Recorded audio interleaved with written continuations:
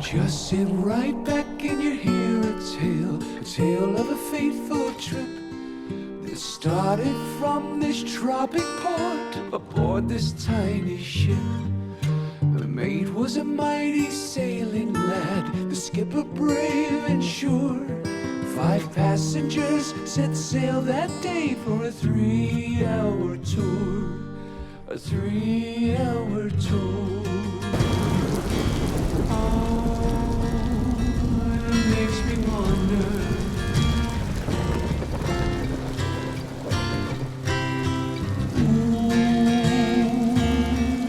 Ooh, really makes me wonder.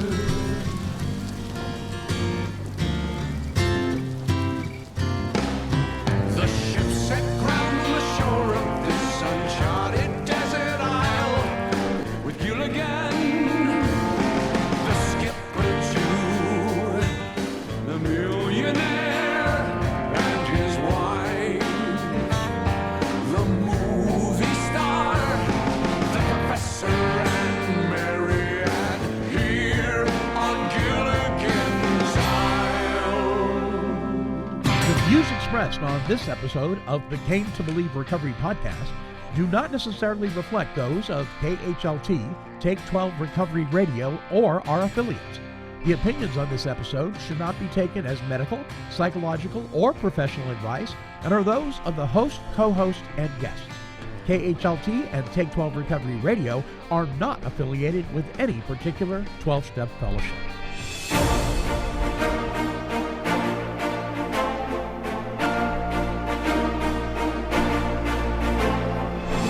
Well, greetings, my friends. I am the Monty'man from Take 12 Recovery Radio, and this is the Came to Believe Recovery Podcast. And now, here are your Came to Believe Recovery podcasting broadcasters to launch us forth on this week's show.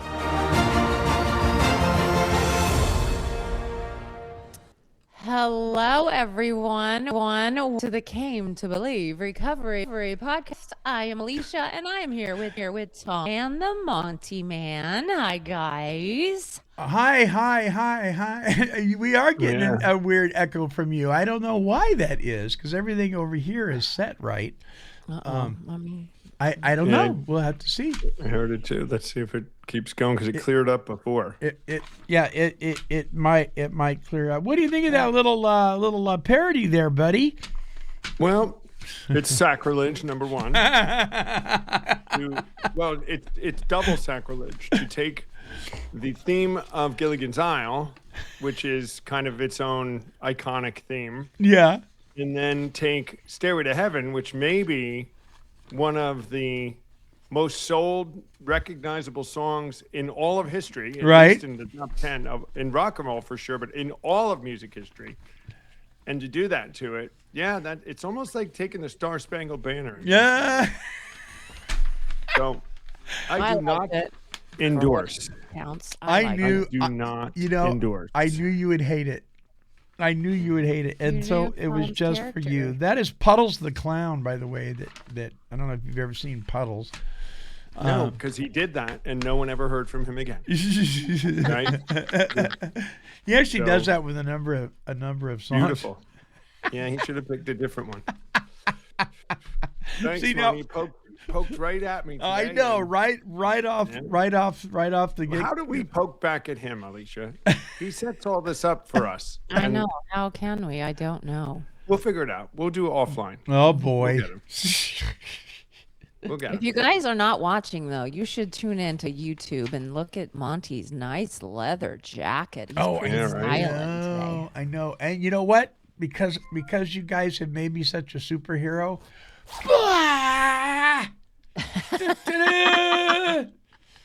Yes, my Phoenix bird. His armor. It's his armor of protection. I can't get my breastplate of righteousness. I can't get my zipper to work. Uh-oh. That just sounded bad. Oh. There we go. Never mind. Don't look at the YouTube. Okay. Now. Yeah. Really, folks. If you're not subscribed, There's a lot of subscribers on our different podcasting platforms: Apple, iHeartRadio, Podomatic. What's the other ones? Apple, Spotify. Apple, Google, and not a lot on our YouTube, which is fine. I get that. But you're really missing out if you don't get to see, Alicia's smiling face, my smiling face, and Grumpy Tom. And what you'll see is why I'm grumpy. Yeah. We're so happy we're spilling over. It's never Alicia that causes it. That, I can tell you that. Oh, boy. We travel and there's hurry of bad No word drama between us. whatsoever, ever. None. Right. We just were And together Monty for comes into the mix. 24 hours in San Diego or in California, and it was wonderful. Palm Beach. No drama None. whatsoever. Well, I shouldn't say none, but none between us anyway. Yeah. There's something. Yeah, but we're all good. Nothing ever goes perfectly. Yeah. Okay. But, Well, but Okay. to do an update on that, we did finish the San Diego retreat Yes. this weekend, and the three of us. Well, I wasn't there. No, Alicia wasn't there, but she's still not gotten to be in San Diego, and it's quite a place. Really? And San Diego itself, was 80 degrees really every day. Oh, 75, so 78. nice. So nice. And it's just lovely. I mean, you know why people live there. The Airbnb we were in was literally walking distance to the border. I was sending people pictures of Tijuana right across. I mean, the border was really 100 yards. Wow. So it's kind of cool. I mean, it's not a. I felt like I contested was area in or East. I felt like I was in East Berlin in the 1950s. Right. Because you see the wall, and it's not that red wall like you see it like in Texas. It's that gray with the razor wire and all the lights above it. It's like it's But kind it's of not a contested area, really. There's a lot of crossing day in all day from the Mexican side to the American side. But they say it's like going to a third world country when you cross over into Tijuana. yeah. We did not go because No. of the stuff we were doing. We didn't. I mean, I had my passport. I mean, it's not that hard to cross there and cross back. If you don't stay overnight, I think you can go relatively easily. But the retreat was about 90 men and a few women. There was almost 100, and we went and we had gone to everyone in the audience. We had gone. Went to San Diego as the third retreat we did. We were still kind of in the piloting stage of Came to Believe, and there was still, everybody was in the thought of, is this going to work? Do we want to do it? They were thinking, do they want to do it? We were thinking, how are we going to make this work the best? We'd been writing Recovery Assurance, I think, Alicia, some by then.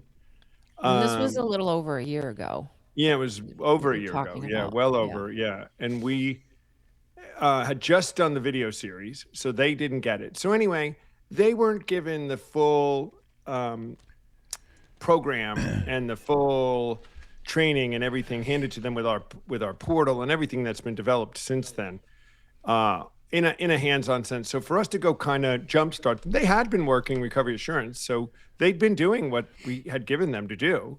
And they were following our language, everything, all good. But we just took them to the next level, and now they're really engaging. And we had a good time. It was, Sunday morning breakfast would have sent Alicia over the edge. Did we send you pictures? I heard about that. A scone and a Danish. Yeah.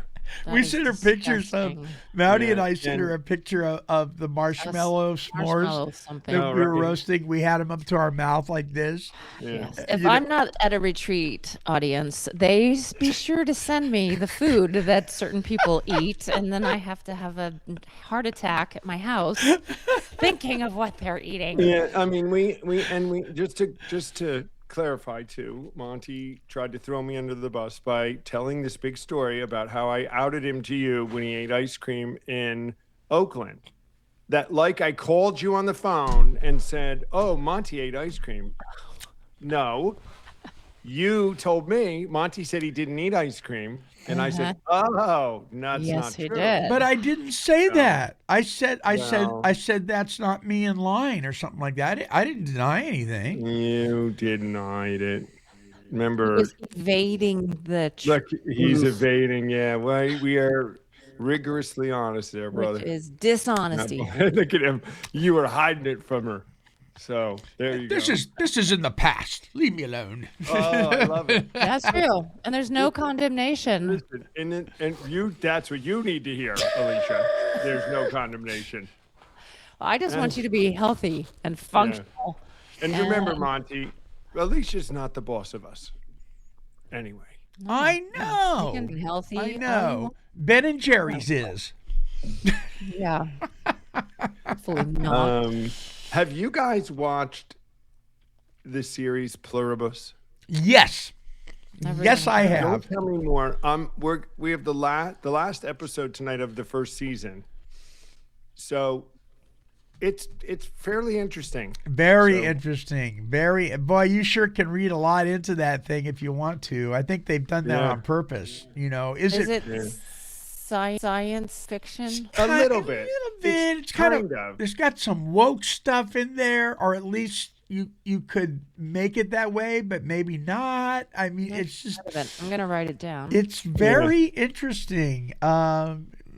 It's well done. It is well done. In the details to what the position it takes and the story line requires it to have a lot of details to make it flow, like so that Tom, who catches all the fake things and things, Yes. can't catch anything. I mean, it's all not true, but the not trueness is all aligned perfectly. Yes. You know, it Yes. runs through the whole thing. So It's a trip. It's a trip. anyway, that's it. And Landman is a must. If you guys Oh, I haven't watched Landman, that. it's good, right? So Yeah, it was really good. I have not yet. I've yet to watch Landman. I've tried to stream it on. What's it Monty on? has to get the language. Yeah, you gotta. The language There's is some tough. language and some Yeah. See, I don't sexual like that scenes too in there. much. It's not much sex. Not it's a more lot. We language. just fast forward through. But Yeah. so I just watched, and I talked about this on Monday's show. I just watched a show that had an incredible amount of F words in it. But the reason it did is it was dealing with a guy that was. It's a story about a young man who has Tourette's syndrome, really severely. And Tourette's doesn't always show up as profanity being spoken, but a lot of times it does. And he has a severe case of it. And he's roommates with a guy who's OCD and a clean freak, and they meet up with this gal who is anorexic bulimic, and it's about their journey, the three of them, and it's heartbreaking, it's hilarious, What's that called? It's called it is called The Road Within. The Road Within. All my new shit today. It's on Netflix. It is amazing because it really shows a very accurate picture of these mental illnesses that people deal with in this arena, and how supportive they are of each other and how real it is. The guy that plays Victor, I think his name's Victor. He's the guy that played the drug addict brother in the Umbrella Academy. Just a fascinating film, and it's one of those that if you can't handle the language, you got to understand this is a real depiction of a real problem, and it's important that they did that. You know, I go with that too, like in war movies, Monty. Yeah. If they're going to do a war movie and it's going to be accurate, Yeah. the language that they really used is what you need to use. It's like this is how it was. Yeah. In the It's war. like true history, right? Yeah, it's true history. Sure, I So get that. Now in Landman, it's the true. It's the way these people talk, and it's a story about the oil industry. And I think there's a lot of truth to the way the oil industry probably operates. It probably has quite a bit of truth to it underlying. I mean, it's a fictitious story, but about oil and the way big drugs are involved and the money and the power that the oil companies have and this and that. We all know it's true. Sure. And people would say, well, that's just not stuff we should put our minds on. And language like that is not beneficial to the, and I go, whatever. It doesn't bother me that much. It just doesn't.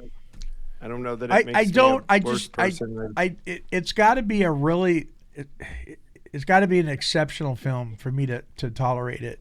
It just makes me uncomfortable. I don't go to, there's some meetings I won't go to because the language is so bad. I'm like, it's just, I feel yicky after I leave there, because it's just so. Well, I think this is a perfect example, though, of meeting people where they are. And then Monty and I don't have to judge other people. We can accept them if they want to cuss. Sure. And if it's somebody close in our life, then maybe we can talk to them privately about it. But yes, people are people. I'll talk to you about it. I'll talk to you privately. I know a guy. I have never heard him cuss, but I've been told that he's got quite the potty mouth. I know a guy like that. Do you know a guy like that, Alicia? I know a guy and a girl like that too. Hey, listen. We got this. Hey, go ahead. People are thinking it. Real is real. We all have something we're working on. Oh, totally. And totally. Except Monty Superman over there. Okay, so I got this. It's really quick. But first, it's time for the Came to Believe Recovery Icebreaker. All right. We kind of already had our icebreakers there, but I showed this. I showed this on Monday's show, and I'll do it again. So there's a lot of different apps, Bible apps and devotional apps and stuff like that that you can get for your phone, right? I got one for you. I got a little Jesus on my phone. Look at that. Oh, I have those in my bag. Jesus on my phone. Oh, he fell down. So because I hate flying and it scares the poo-poo out of me. Oh, so you bring him with you? Well, in my life group, our little house church gathering, I was sharing, I'm going to San Diego. I got to get on a plane. And they scare me. It's just, and she goes, here, this might help. And she goes, take him with you.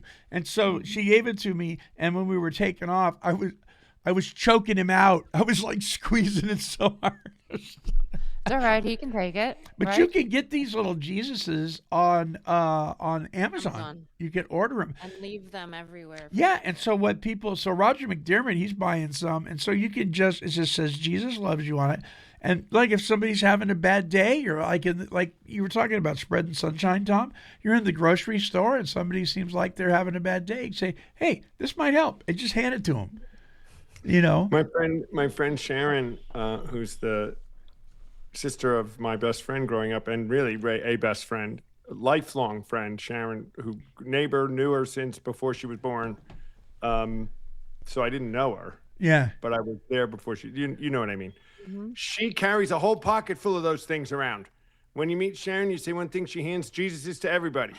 I think it's so cool. It's I like it. I think it's so it's cool. a good thing. She hands Jesus to everybody. It stops any kind of issues. Yes. She hands you Jesus, it changes your world. This is the original landman right here, baby. Oh, yeah, yes, it is. Yes, it is. Yes, the oil of God, the Holy Spirit. The Holy Spirit. I think the Holy Spirit talks like this. Okay, what's our topic? Wait a minute. We got to close this out and come back with the topic. All right. This is Tom Williams and Alicia Martinez, and we'd like to invite you to join us right here at Take12Radio.com for the Came to Believe Recovery podcast. Topics will include a deep look into the how and why the 12-step movement was so successful in the past and how it can experience that success again today. You can catch up on all our episodes at Take12Radio.com by clicking on the Came to Believe Recovery podcast banner. And I came to believe in a power much higher than I. This is Dan Clark from Milwaukee, Oregon. You're listening to the Came to Believe Recovery podcast, a production of Take 12 Recovery Radio and KHLT Recovery Broadcasting. Battling the fright, steps 10, 11, 12 showed me a way. Found my redemption in the light of day. We All right. Welcome back to the Game to Believe Recovery podcast with our CEO, Tom Williams, and our senior volunteer, Alicia Martinez. And superhero. Super Monty. What's the topic, Alicia? Podcast topic is surviving versus thriving. And what exactly do you mean by that? Right? No, I was thinking about this the last days and thinking, like I have here, surviving examples would be knuckling it, letting fear control, overachieving, our defects of character, letting them kind of stay around. And then thriving would be being with God, seeking his lead, and actually doing 10, 11, and 12. And then my thoughts even went to, we could even be in the pit, but seeking God, feeling his presence, and that could be thriving, right? So we could be having a bad time, but still thriving. So that's surviving versus thriving, and then what we think that would be, what that looks like. So there's it was during a time when I was like the 30-day wonder, right? I would get sober for 30 days and then I would go back out and then I'd try again and get back up. But, you know, I wasn't applying and implementing the principles in these steps, obviously, certainly not living in the go. But I didn't know that. You know, I couldn't figure out why this individual, me, who loves God, keeps doing the same stuff. It was driving me crazy. And a friend of mine sent me that scripture verse out of Matthew. It's in the Beatitudes. Blessed are the poor in spirit, for theirs is the kingdom of heaven. And there was a little commentary on it. I've never forgotten it. That the kingdom of heaven is made for, I mean, there's going to be a lot of folks there, but it's specifically made for the poor in spirit. Blessed are the poor in spirit, for theirs, and in the Greek, it means for it is created for the poor in spirit. For those of us who are in the pit, like you're talking about, who can barely scrape ourselves up far enough to grab a hold of the ladder to climb out, and we're just struggling like crazy. There's that word Tom doesn't like, and I'm trying not to say it as much. But I think it happens. But we struggle and we fight and we kick and we scream. We're just so poor and broken in spirit. We're not healthy yet. But blessed are we, because the kingdom of heaven was made for us. And I thought, wow, and that was good. That gave me hope. That gave me good news, even though I was a mess. That God loved me. He's not going to love me any more than he already does. You know what I mean? Well, and I think too, it's not only in our addiction in the past. I mean, I trip into that pit daily. You know, and then I have to be humbled and I have to surrender and I have to pray or whatever I do. So it's not like we get out and we aren't still in that. I'm speaking for myself. Right. I've been in. And then I want to thrive. I don't want to just survive and be stuck in my resentments or whatever. Right. Tom, what are you thinking about in there? I see his wheels turning. Mm-hmm. Well, I mean, I people do struggle, Monty. I just what I always try to say is that the program doesn't promise a struggle. That's not success in the program. Struggling Right. all the I time. agree with you. You Yes. might struggle. You might struggle. But if you're struggling, that's a 10, 11, and 12. Look at why. Mm-hmm. Yep. This is this crux between surviving and thriving. Do we have challenges? Do we have issues? Yes. Do we have to have them? And should we look towards not having them? Is there a possibility that we could, you know, as the Salvation Army says, live in spiritual Christian perfection and holiness and really not have any problems? I guess theoretically it's possible, right? To have no issues or problems whatsoever. It's not practical. I don't know that it's even biblical though, Tom, because you look No. at the Apostle Paul that says, "In my weakness, then I am strong." I'm asking for God to remove this thing that is just seems to be hindering me, and God keeps telling me, "My grace is sufficient." I'm not going to remove it. But that is the perfection for him then. Right. Yeah. His mindset isn't perfection. Well, I think His accepting mindset. it. I think we as human beings we have a definition of what struggle is, or pain, or uncomfortable, which is going to. I think next week we're going to talk about being uncomfortable. But what that really means, we have a thwarted viewpoint of what that is. When we perceive something as being difficult, God's saying, yeah, you don't know what the prize is at the end of this, though. Just wait. Right. He's Just working wait. on your character. He Yeah, can, and in a lot of times our difficulty and our struggle is that we're upset that things aren't going our way. That's right? most of the time, don't you And think? so, when I did that, I've read the Sermon on the Mount, Emmett Fox, and he does a great explanation of it. It's not the only one. It's just one that talks about what each of the Beatitudes mean. And, Yeah. blessed are the meek, which is like, what does that mean? The meek people, that you're supposed to be meek. Well, in some ways, yes, meek in spirit. It means you to not be prideful and not be ego and all of that. But the poor in spirit, I think, at least this in his kind of take was, the poor in spirit are the ones that would be open to the Spirit coming, right? Jesus went to the hurting. Yeah. The rich and the people who had it all together didn't want to hear it. They didn't need any Right. help. Exactly. So the Yeah. kingdom of heaven, while everyone's welcome, it was made for those that are hurting. They're Yeah. the ones that are going to go for it. They're the ones that are going to embrace it. So, but you don't stay hurting. You don't have to. You can move into thriving, right, Alicia? I mean, we can. I think it's important that we not accept our lot in life so So quickly?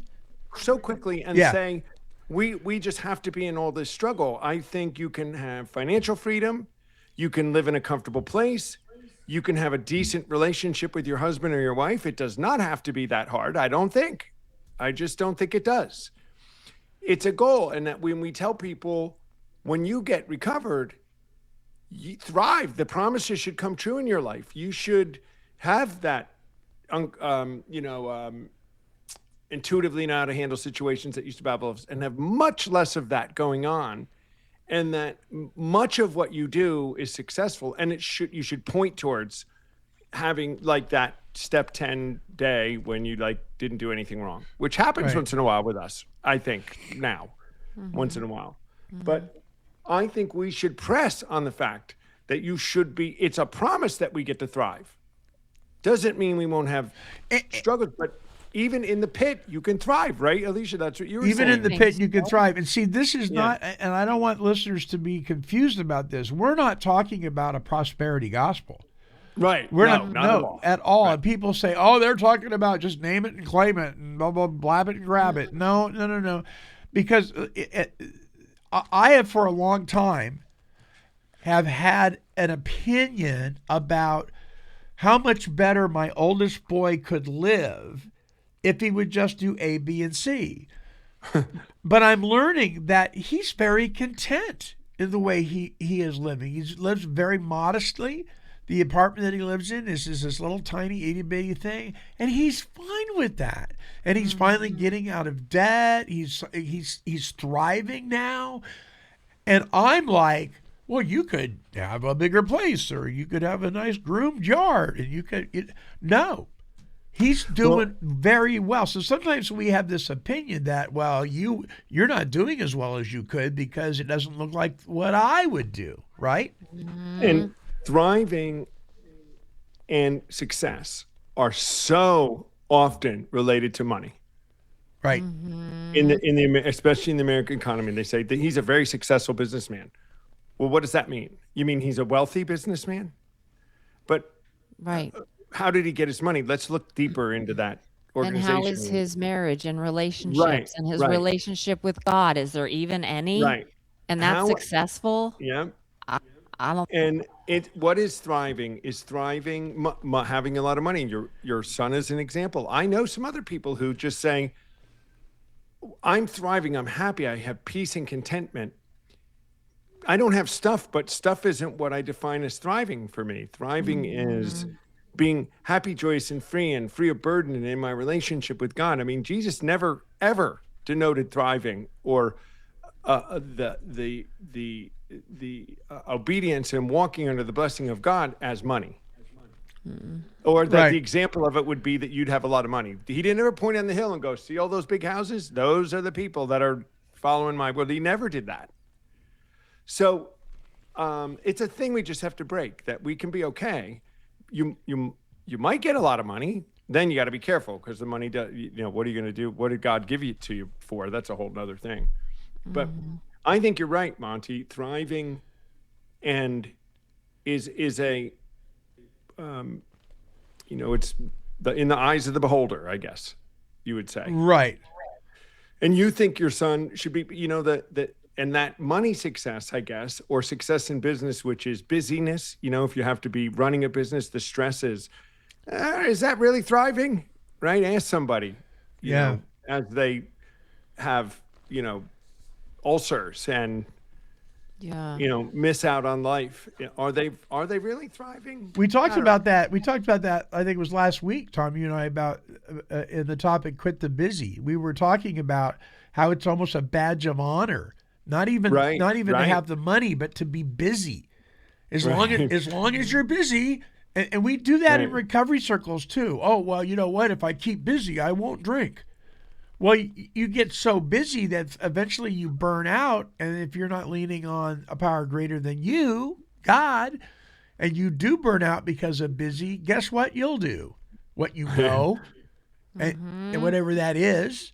Inappropriate sexual relationships, overspending, drinking, drugging, whatever it is, we fall back into it because we've been leaning on the busy, and it's a badge of honor. I mean, I know people in AA and NA and Celebrate Recovery, all three of those fellowships, that it is a badge of honor to be a district rep and a regional rep, and that's all well and good, but their heart isn't in serving others. Their heart is in achieving that position. Right. And we could be busy with ministry and busy with Celebrate Recovery. Like you said, they're good things. But making the good thing, as Tim Keller, if you make the good thing the ultimate thing, it's an idol. And we all have them. Every single person has them. We just have to recognize and do step 10 on it and pray about it. But we all have something we put in, even if it's part of our day. And so those folks that do that if and I'll conclude any of us, if we're doing this stuff for the position and not out of the love for the Lord, obedience, and serving one another, then are we really, it looks like thriving, but isn't it just simply surviving because we're always chasing the bag of success, when just like the dope bag? Sad though, I think, you guys, don't you agree that a lot of these people don't even realize that they're doing it for the wrong reasons.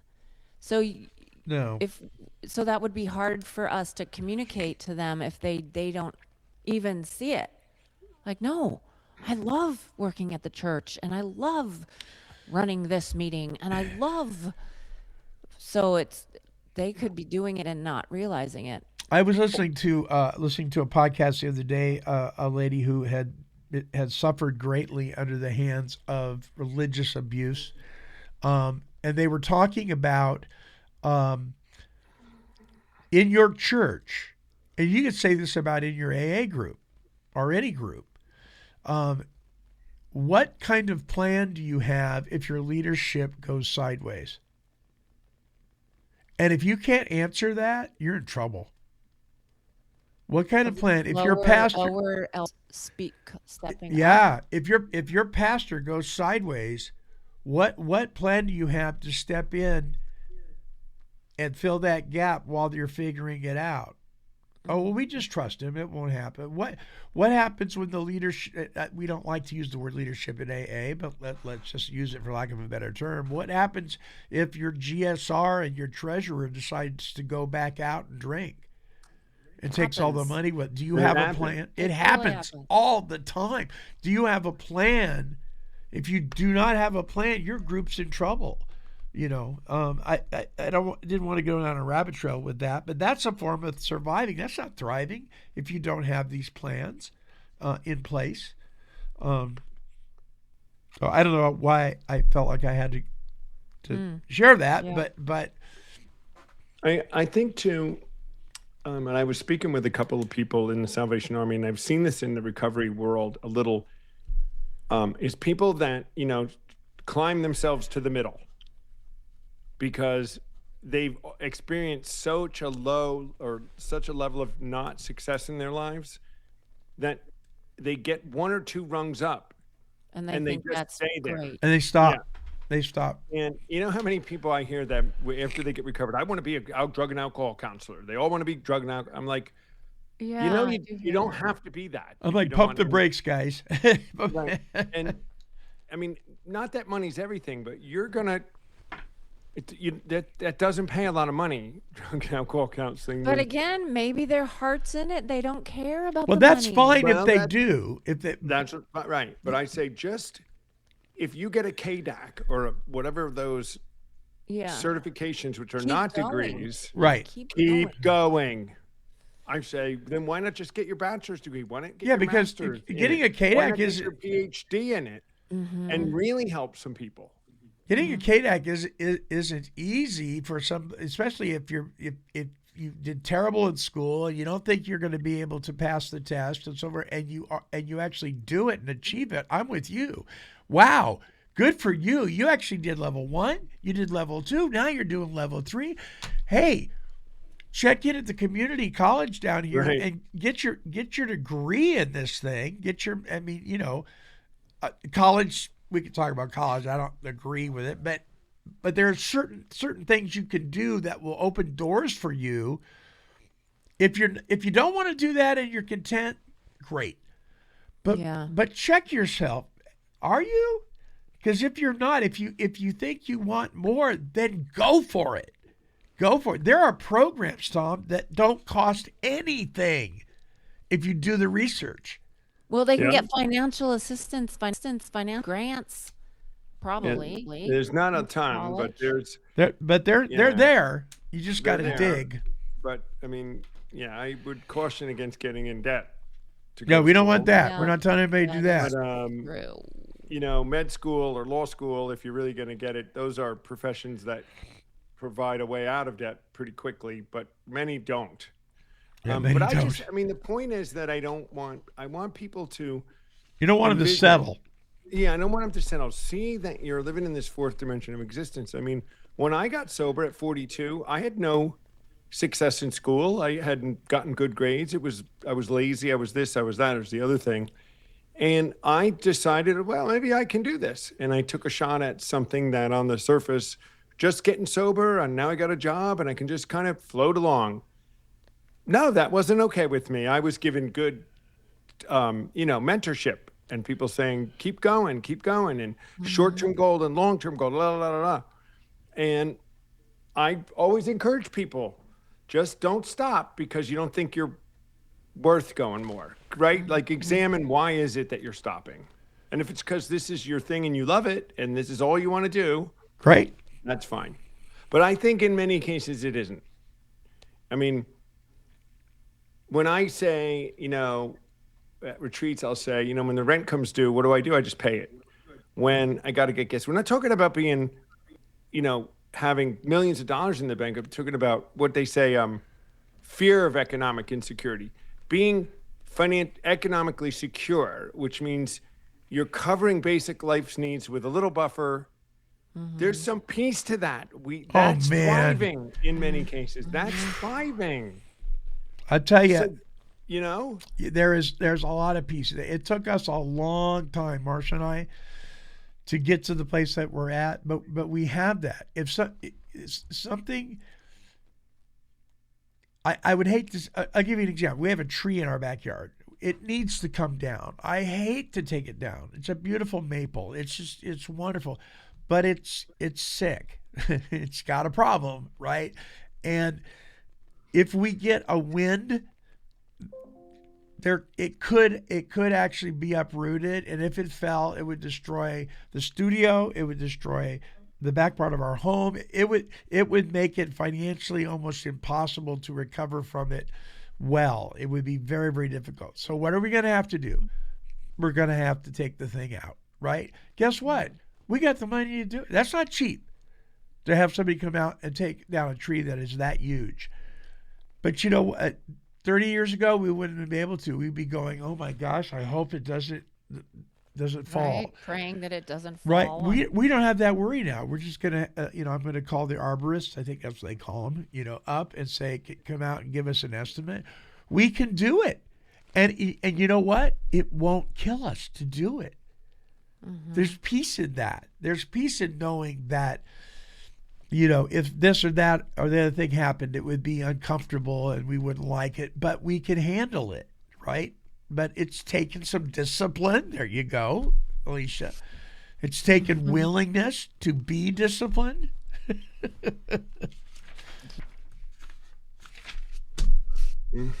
Yeah. Challenging, right? Because what you're doing, Tom, when you're talking about not settling, you're really challenging people to look at steps 10 and 11 and really check themselves. Are you settling? So it's funny, Alicia, you're going to love this. I was talking to somebody this morning about an exercise who was trying to get their conditioning back and was describing to me how they were going to do interval walking. So they were going to try to do a hard interval walking and then slow down the walk and quick the walk. And I said, well, that's really a starting point. If you just walk as fast as you can, it doesn't really meet what an interval is. An interval is supposed to take you to the anaerobic threshold. It's supposed to push your heart to its limit where you can't go anymore, and then you back to walking and recover. That's where the gains come from. If you're not pressing your heart to the end, are you doing an interval? You're not doing it in the truest sense. I said, what you're doing when you walk like that is rehab. That's rehab. Walking hard, but this was somebody who was, I think, looking to settle, to not thrive, but to say, well, if I just walk, I'm like, yeah, but that's They not take the easy way out. Yeah. Or to get the real gains, you have to do that. So I'm not going to call, you're not going to make a goat a tiger, right? That's rehab. That's not training. Mm-hmm. And they didn't like that much, but they went, all right, I get it. Isn't that okay to make a start, though? Improvement from where he or she is, that is something. But don't stay there for another 2 years. So that's that striving and everything. Would you stay there and just say, I do this walking thing and this is just good? Right. It's better than nothing. Any weight, gain weight, and you're eating garbage, then it's not working. But is it better than nothing? Is it really doing it? So I always encourage people, well, go to the next level. You don't have to go nuts like we do. That's beyond. I mean, we make it a lifestyle, but there's a level that is, so it's not just that. It's in work. It's in your relationship. It's in things, everything that we do to, see that we can, go to the next level responsibly. It makes you feel good. I think it's growth. It's improving all the time. And especially for us recovered addicts, growth all the time is important. And even in little measures, we should, I think, always be adjusting, improving, and growing. I think, I'm bringing back a thing on Fridays now called Monty'man's Meditorials, and they're just like little 4-minute things that I do on Friday at take12radio.com. And one of the ones coming up in a couple of weeks is how to stop procrastinating on your devotional life. And one of the things that I say in that is devotional life begins not with ideal circumstances, but with willingness. So we make these, and we can say this about anything that is helpful to us, right? Well, when I'm more financially secure, I'll do A, B, and C. Or when the weather clears up, I'll start walking. Well, you can start walking in place in your living room. You don't have to wait till the weather clears up. You know, when am I going to start meditating? Well, when I'm more spiritually centered. No, you start meditating and you'll get more spiritually centered. You know, so there's always a starting point, but it doesn't begin with your ideal circumstances. You just do it. We were talking, I think we said something about that in San Diego about Nike. What are the greatest statements ever? Just do it. Just do it. Just do it. I mean, stop whining, stop complaining, stop making excuses. I mean, if you don't want to do it, then don't. But stop talking about it and do it. Well, it's laziness and procrastination, and those were taken away in step 7. So do step 10 and have clarity and honesty and people around you that can call you out on your stuff. Yeah. Get into action. And here's something else I said. Five honest minutes today will do more for you than an imaginary hour next week. Right? Start somewhere, but start. Don't settle. Well, because I'm doing this physical therapy because of my shoulder. It started out with my right shoulder. It's got all arthritis in it and stuff. And my doctor said, and I knew she was going to say this, and I was dreading hearing her say it. She goes, "Would you be open to physical therapy?" And I thought, that's your answer for everything. You just blow me off to the physical therapist. But I said, sure. Why not? Right? So I went. Guess what? It's working. I got my little rubber band thing, and she told me, okay, now once you do this, now go to this level, go to this level. So I went back and I thought, okay, she's just going to check in with me and see if I'm doing my exercises. I was wrong. She took me to another level. She got me on an exercise bike for the arms, and I'm doing this. And she goes, "Can you go 5 minutes?" And I go, "I don't know. I'll just start." So I went, and I went almost 7 minutes. And I'm like, you know what? I could probably go 8 minutes. Once the momentum starts in whatever it is we're doing, That's exactly the word. Take Once you advantage. take one step, the momentum comes, and then maybe I can do another minute. And so then you move from surviving to thriving, because you keep going. You're not pushing the envelope and going to die. You just keep going, right? I think that's very simple, straightforward. How do you thrive instead of survive? Take the step. Yeah. Just take a step in whatever it is, and you're moving towards thriving. Take a step. Go. Right. And just think about Go. that. If we know maybe we should be doing, but we just sit there and make excuses, we're just sitting there, that's the definition of surviving. It is the definition of surviving. You're just barely, and you're negative, you're resentful, you're not doing step 10, obviously, because you're sitting in it. That's surviving, but no thank And then, you. don't you think it goes backwards then? It goes from surviving to dying? Right. Yeah. If you're not careful. Yeah. And listen, everybody, I hope you're getting from us that we are not perfect at this. No. There's parts of my life that I'm surviving in right now. Yeah. I am not thriving. We don't sit in this place where we're okay with it. And that's the difference. That's why step 7 really works. Our true inner nature isn't to be this way. And we all know it. We know that. And then walking it out is a different thing. But if you were to ask me about any of the things that I'm struggling with, I'd say, well, it's just me. I'm working out bad habits. I'm working out something, but I know I don't deserve that. Or I know I'm forgiven for that. I know I should be doing. I mean, I do know. In most cases, if I don't, we hopefully God will reveal it. But it's the difference, right? I think that's the main thing you just said right there. Like, if people were to ask me, I know the right. things. Yeah, you do know. Normal She does. people, what are you talking about? There's nothing wrong as they're doing all of. But I have aware. I know. I'll say to Alicia, that's pretty judgmental, and she goes, "Yeah, I know. I'm working on it. I wish, but if she doesn't talk about it with us, she won't get better." Right. Transparent. She's saying, "I'm not perfect. I want to get better. Help me." And she's made, Baby steps. Minuscule progress, but progress is progress since I've known her.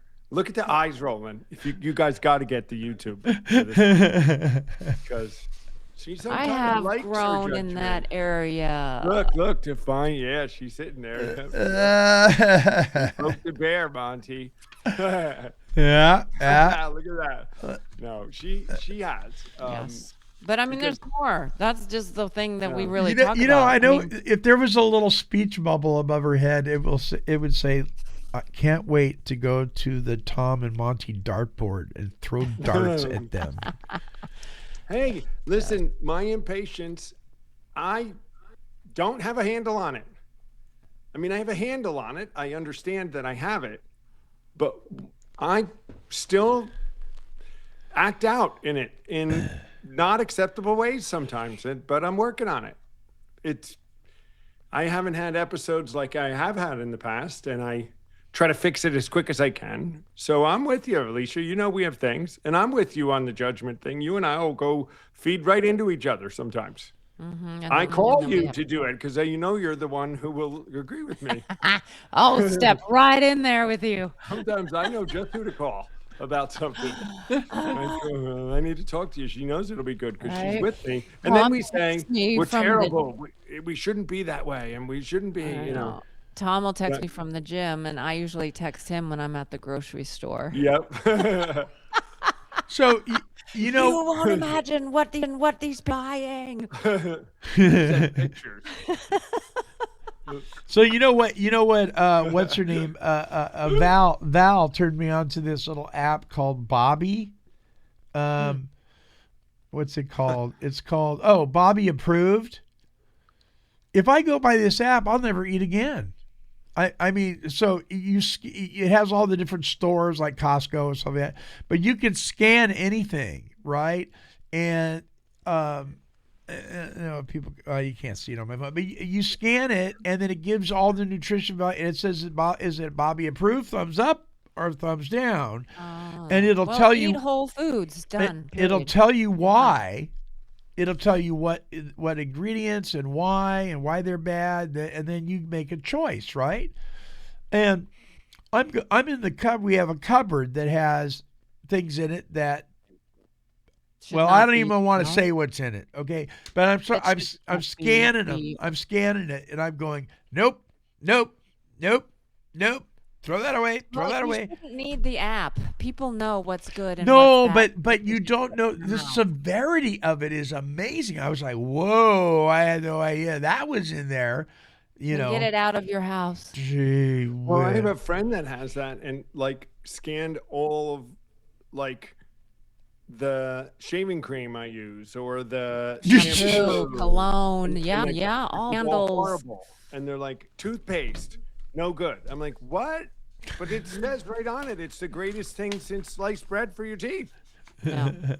And it's like sliced bread. That's toxic right there. Well, I'll tell you what I love about it is there she goes. If everybody had that app, it would hurt the food industry. Oh my goodness sakes! In the food industry, because people might really start saying, "Well, wait a minute, I thought this stuff was supposed to be good for us." Well, what's neat about it is it doesn't just leave you there, though. It gives you alternatives to that item. Yeah, you're right. It does do this one instead. Yeah. You're right, Monty. Yeah. It does that. And that's good. That's good. I mean, we our world is already filled with things you shouldn't do. Okay, tell me what to do instead then. Yeah. You know, and if you call Alicia up, she'll tell you what to do instead. Right. And I have Alicia. And they won't do it anyway. I won't do it. Well, I don't know. And part of the reason I'm keeping the weight off, Alicia, is because of your, stuff I listen to that you say. Well, you said you have another 30 to go or something, 20. right? Are you monitoring and measuring that? 20. How are you getting there? Okay, we're done with the show for this week. I can help you with that. You opened that door, Monty. You walked right into that.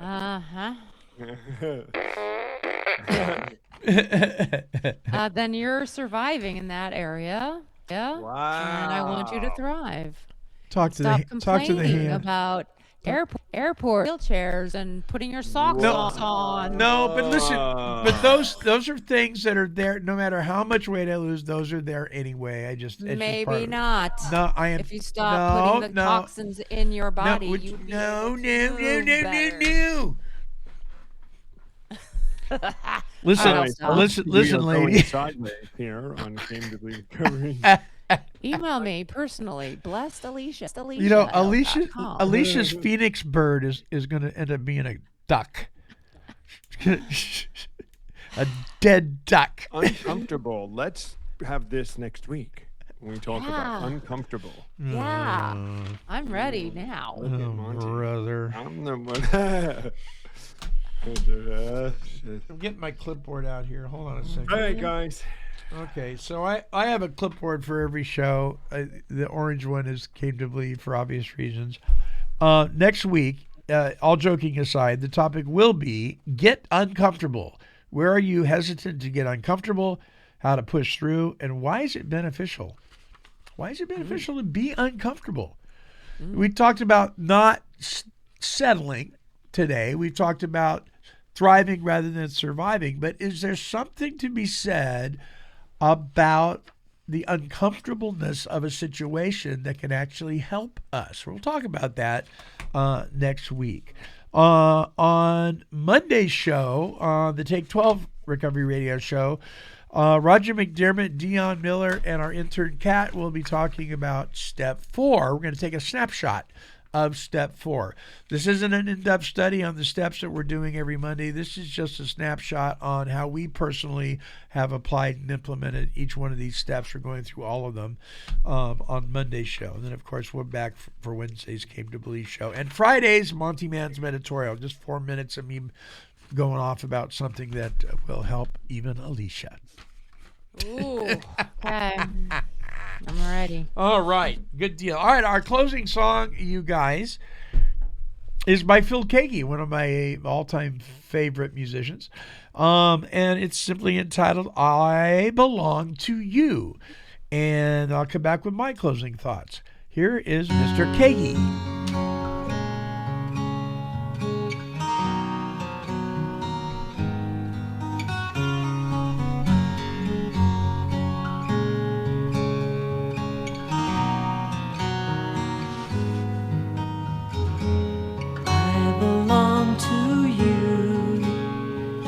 Coming into view, my heart revived when you arrived to make it all come true.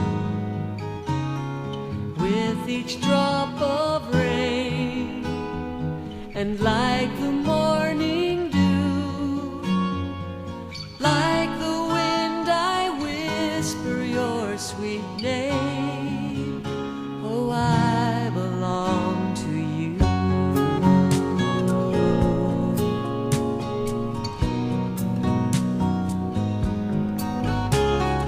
I cannot be sad when I think of times we've had. My memory brings near to me your voice, and I am glad. All the world's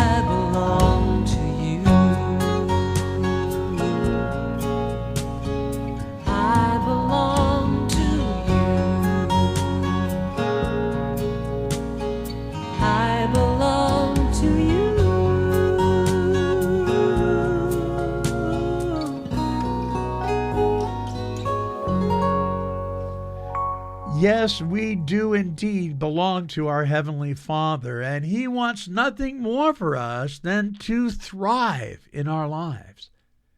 As I pondered this week's topic, it occurred to me that thriving, rather than merely surviving, really matters, because survival focuses on endurance, while thriving emphasizes growth, purpose, and true fulfillment. All three we experience when living in the go. Steps 10, 11, and 12. When people are in survival mode, their energy is consumed by meeting basic needs and avoiding failure, leaving little room for creativity, learning, or joy.